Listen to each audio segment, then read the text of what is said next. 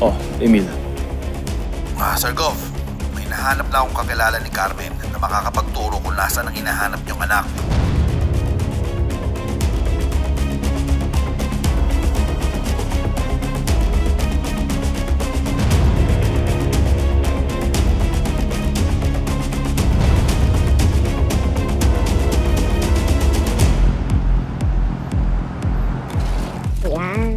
Oh, uy, mukhang sarap. Yummy ito. Sarap. Happy birthday, Carmen, my friend. Carmen, Tani, happy ka na da. Saka Carmen, baka pwedeng ibulong mo naman ako dyan sa taas. Naggabayan ako sa nalalapit kong operasyon. Sige na, Carmen. Sino ho siya, ate? Narinig mo yung sinay gwapa, di ba? Carmen, my friend daw. Ay, ako. Matalik na kaibigan ko itong si Carmen. Alam niyo, parang kapatid na ang turing ko dito. Kaya, pag birthday niya, kahit wala na siya, sineselebrate ko. Kahit simple lang, di ba? Ako siguro na eh. Kung buhay pa po yung si Aling Carmen eh, siguro sinbite mo po siya, no? Kaya naging close kayo. Naku, anak, kung naabutan mo yan si Carmen, naku, sigurado akong mamahaling ka nun. Kasi siyempre ikaw ang anak. Ay, kain na tayo. Nay, kain tayo. Ito, lalamig. Teka, ano po yun, Nay?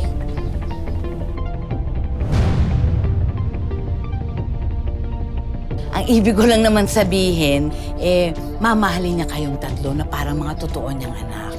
Kasi ganong klaseng kaibigan niyan si Carmen. Oh, teka na. Saan na ba yung kutsara? Yung tinidor? Ito. Halika.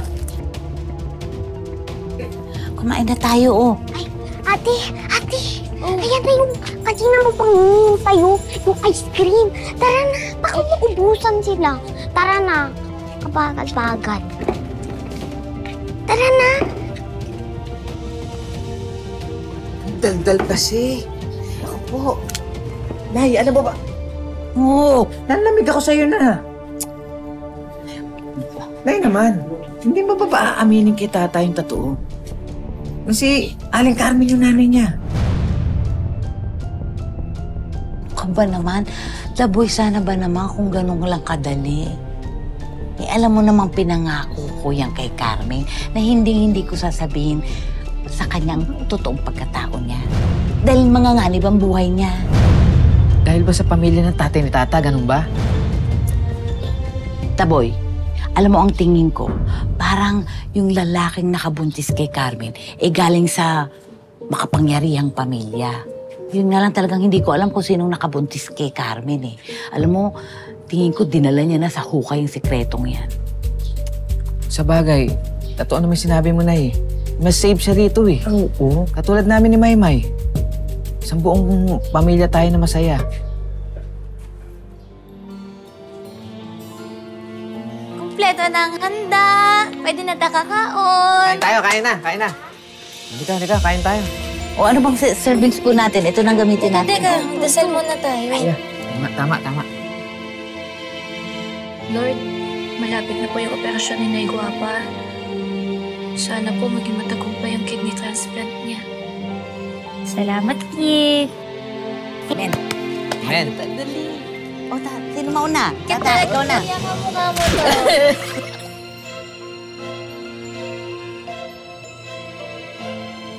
Nga, Daboy, kuha mo nga si Maymay. Maymay, ano ba ang gusto mong part? Gusto mong fork? Carmen, kain na tayo. Spoon, gusto mo rin? Thank you, anak. Yes naman. Oh, tata, ikaw, kuha na kita.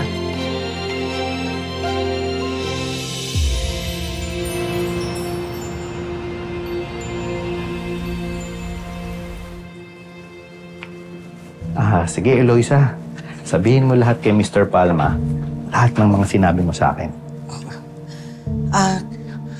Kapitbahay ko po si Carmen sa Divina Gracia. Mula ho nung 1998 hanggang 2002 po, matagal na ho eh. Kaya wala na ho akong ideya kung asan ho siya ngayon. Umalis ho siya sa lugar namin pagkatapos po manganak. Yung anak ni Carmen, ano nangyari sa kanya? Ang huli kong balita, ipinaampun daw po ni Carmen. Pinaampon?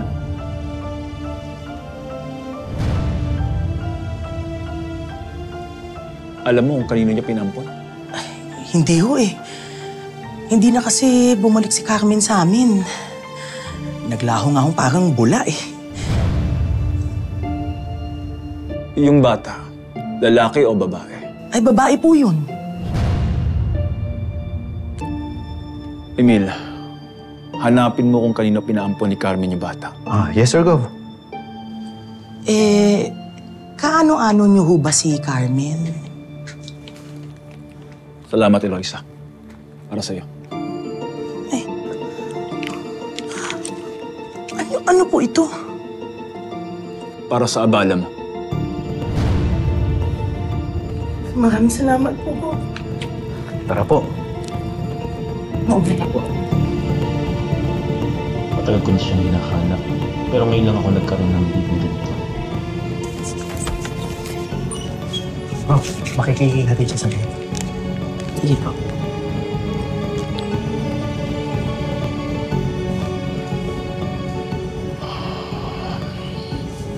Thank you, Sir Gov. Emil, kailangan kong malaman kung ano ang nangyari kay Carmen. Anak ko yung batang tinakas niya. Bago ako maaksidente at tuloy ang wala ng kakayahang magkaanak ulit. Nabuntis ko siya. At yung anak namin ni Carmen ang tunay kong anak.